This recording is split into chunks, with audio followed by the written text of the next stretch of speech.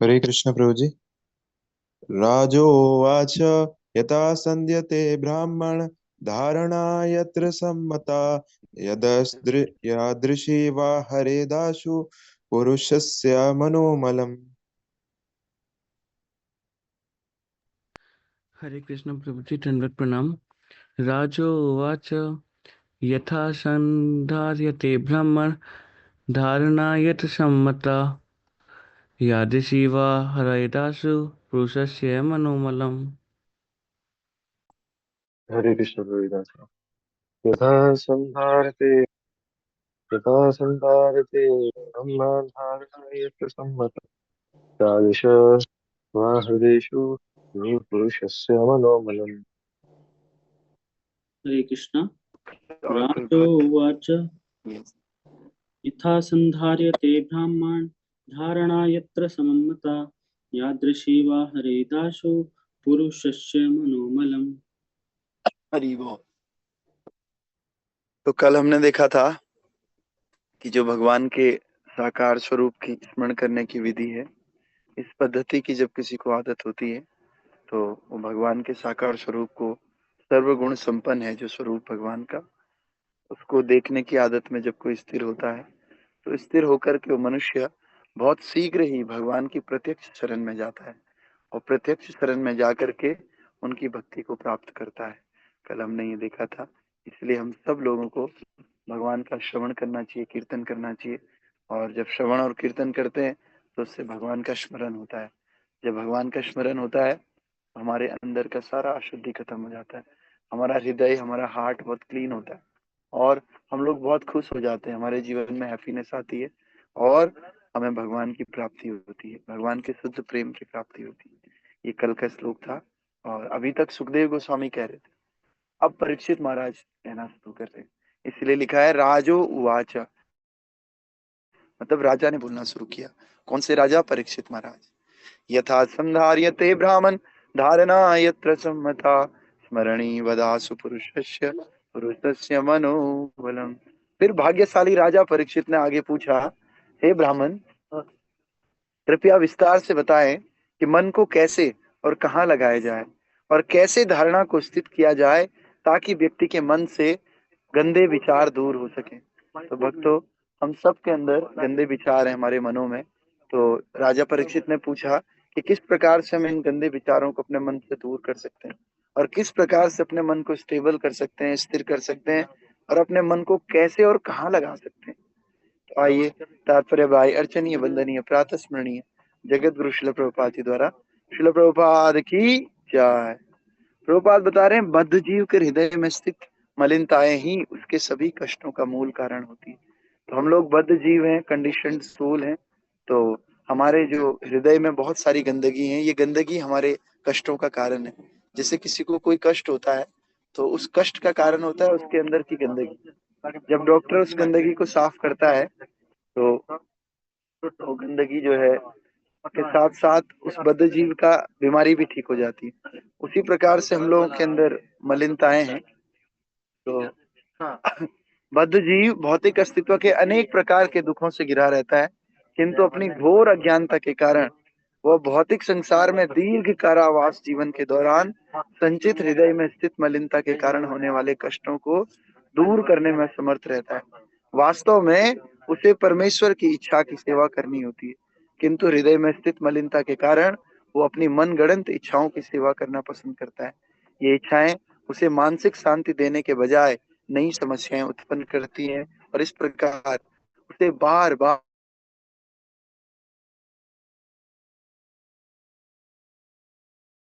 ये मलिनताएं केवल परमेश्वर की संगति से ही दूर हो सकती है। सर्वशक्तिमान परमेश्वर अपनी अकल्पनीय शक्तियों द्वारा अपनी संगति प्रदान करते हैं। इस प्रकार जो व्यक्ति परम के व्यक्तिगत गुण पर अपना विश्वास नहीं रख पाते, उन्हें उनके विराट रूप या परमेश्वर के विश्वव्यापी अव्यक्तिक गुण की संगति करने का अवसर मिलता है। भगवान का विश्वव्यापी निराकार स्वरूप उनकी असीमित शक्तियों का एक स्वरूप है। क्योंकि शक्ति और शक्तियां एक समान है, इसके लिए उनके निराकार विश्वव्यापी स्वरूप की अवधारणा भी बद्ध जीव को भगवान के साथ अप्रत्यक्ष रूप से जुड़ने में मदद करती है और इस प्रकार धीरे धीरे व्यक्तिगत संपर्क के स्तर तक पहुंचती है। तो भक्तों, प्रभुपाद जी हमें समझा रहे हैं किस प्रकार से हम भगवान से संबंधित होकर के अपने हृदय की मलिनताओं को दूर कर सकते हैं। तो हृदय की मलिनता मतलब हमारे हृदय में गंदगी है, वो अपने अनुसार करना चाहता है, भगवान को दूर रख करके करना चाहता है।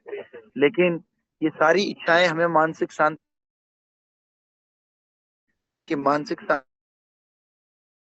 समस्याएं उत्पन्न करते हैं। जैसे हमारी इच्छा होती है बहुत हैवी खाना की, हम उसकी इच्छा को पूरी करते हैं, लेकिन दूसरे दिन उसी हैवी खाने से हमारा पेट खराब हो जाता है।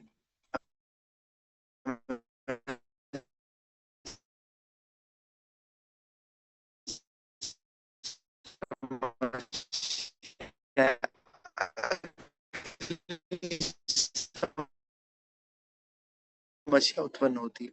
लेकिन अगर हम जीवन जीते हैं शास्त्रिक अंडरस्टैंडिंग के साथ, फिर इससे हमें शांति मिलती है। लेकिन करते हैं बार बार इस संसार में जन्म और मृत्यु के चक्र में बंधना पड़ता है। इसीलिए ये सारी जितनी भी समस्याएं हैं, ये केवल भगवान की संगति से ही दूर हो सकती है, जब हम भगवान की संगति करते हैं। तो भगवान की संगति कैसे होती है? भगवान की संगति भगवान की कथा सुनने से होती है, भगवान का नाम जप करने से होती है, भगवान के भक्तों के साथ रहने से होती है, और भगवान का कीर्तन करने से होती है। तो ये सब करने से हम भगवान की संगति करते हैं। और प्रभुपाद जी बता रहे हैं केवल भगवान की संगति करने से हमारे जीवन की जितनी भी समस्याएं हैं वो समस्याएं खत्म हो सकती हैं। लेकिन हम समझते हैं हम ये कर लेंगे वो कर लेंगे, हमारी समस्याएं खत्म होगी। नहीं, वो थोड़ी देर के लिए खत्म हो जाती, लेकिन फिर भी वो समस्याएं जस की तस बनी रहती है। तो इसी प्रकार से महाराज परीक्षित पहले से ही भगवान कृष्ण के प्रत्यक्ष स्वरूप से जुड़े हुए थे, अतः उन्हें श्रील सुखदेव गोस्वामी से ये पूछने की आवश्यकता नहीं थी कि भगवान के निराकार विराट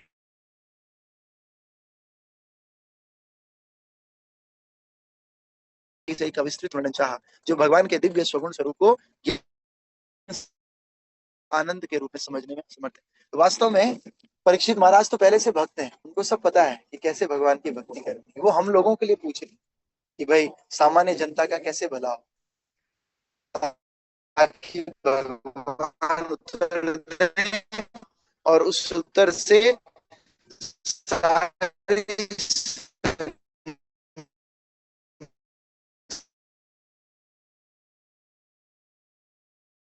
सार का भला। अभक्त लोग भगवान सगुण रूप जैसे राम या कृष्ण से अनुमान नहीं होता। इसलिए भगवत गीता में भगवान स्वयं बताते हैं कि अल्पज्ञ लोग भगवान के परम व्यक्तित्व, भगवान में नाहम प्रकाश सर्वस्य योग माया अभिजानिता मूढ़ोयम नाभिजानाति।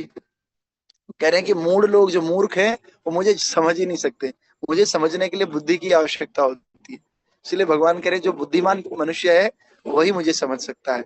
ऐसे लोग भगवान की अचिंत्य शक्ति से अनुभवी होते हैं। भगवान की अचिंत्य शक्ति से वे मानव समाज में या अन्य किसी भी जीव समाज में विचरण कर सकते हैं, तथापि वे अपनी दिव्य स्थिति से तनिक भी विचलित हुए बिना सर्वशक्तिमान भगवान ही बने रहते हैं। जैसे हम लोग जहां भी जाते हैं वहां का प्रभाव हमारे अंदर हो जाता है। अभी हम ट्रेन में चल रहे हैं, गंदगी है, तो उसी तरह की मानसिकता और चेतना हमारी बन जाती है। हम लोग भी थोड़ा थोड़ा बदबू फील कर रहे हैं, गंदगी फील कर रहे हैं और उससे प्रभावित हो रहे हैं। लेकिन भगवान कहीं भी चले जाएं, भगवान इतने दिव्य हैं कि जहां भी जाते हैं उनकी दिव्यता वैसी बनी रहती। हमारी दिव्यता रात को सोने से खत्म हो जाती। हम जब सुबह उठते हैं तो हमारी सारी चेतना ही खराब होती है, बाल बिखरे रहते हैं, हमारे बोलने का मन नहीं करता है सुबह सुबह। लेकिन भगवान की दिव्यता, चाहे वो सोए चाहे वो उठे कुछ भी करे, भगवान हमेशा दिव्य है। और भगवान के लिए न तो रात का समय है न दिन का समय, हर समय भगवान के लिए एक जैसा है। लेकिन हम लोग प्रकृति के 3 गुणों के अंडर में, हम लोग सुबह हमारा दूसरा मूड होता है, दिन में दूसरा मूड हो जाता है, रात को कुछ अलग ही मूड हो जाता है। इसीलिए हम सबको भगवान की संगति करके धीरे धीरे हम अपने हृदय की इस मलिनता को हटाते हैं, क्योंकि हमारा मन बहुत मलिन है। हमारा मन भगवान के अलग जाने की अलग अलग डिमांड करता रहता है। तो हमें इस मन को सुधारना है। कैसे? इस मन की बात नहीं सुननी है, भगवान की बात सुननी।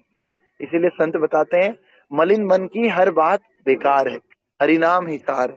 इसलिए हमें भगवान का नाम करना है और इस मलिन मन, ये गंदे मन की बात को नहीं सुनना है। और इस प्रकार से हमारा ये गंदा मन भी ठीक धीरे धीरे ठीक होने लगेगा।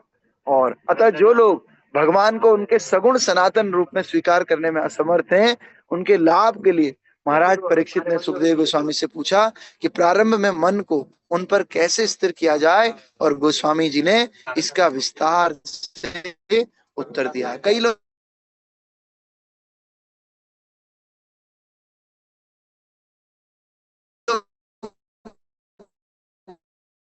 भगवान के सगुण रूप को नहीं मान पा सकती है, एक रूप हो सकता है। तो बोला कि ठीक है, इन लोगों सबका उद्धार करना चाहते हैं, भगवान की कथा को सुने ना सुने, लेकिन संत चाहते हैं कि सबका ही उद्धार हो। इसलिए संत कह रहे हैं कि जो लोग नहीं समझ पा रहे हैं उनको कैसे करें। तो इसका उत्तर अभी सुखदेव गोस्वामी आगे देंगे बहुत अच्छे से। तो हम अगला श्लोक कल पढ़ेंगे। अभी ट्रेन में एक एक श्लोक ही करेंगे जब तक हम ट्रेवलिंग में हैं। तो कल शायद हम लोग सुबह वहां पर पहुंचेंगे, आज पहुंच जाएंगे। तो कल सुबह की क्लास हम थोड़ा 2 श्लोक ले सकते हैं, आज फिलहाल एक ही लेंगे। तो आप सब लोगों का बहुत बहुत धन्यवाद।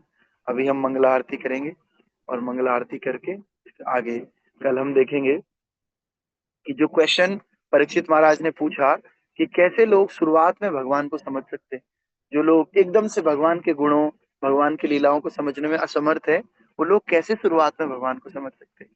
तो उसका कल परीक्षित महाराज जो पूछे हैं, सुखदेव गोस्वामी उसका उत्तर देंगे कल के श्लोक से। तो आइए मंगला आरती करेंगे।